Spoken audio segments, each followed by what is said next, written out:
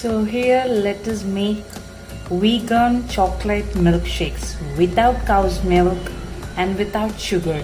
It's a healthy way of drinking chocolate milkshake. Soaked almonds 10 and a little jaggery, and let us add some chocolate powder.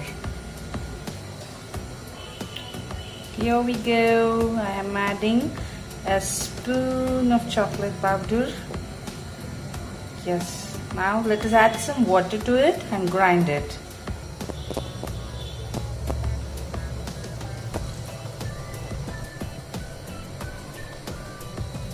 So here I have ground it into a liquid.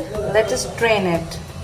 So take a bowl and a double strainer like this or a muslin cloth and pour the grinded milk to it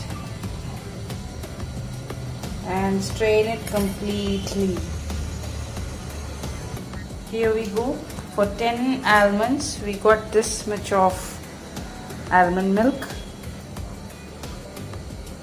You can heat it and just drink it as a hot chocolate milk, or just keep it in a fridge and drink it as a cold chocolate milk.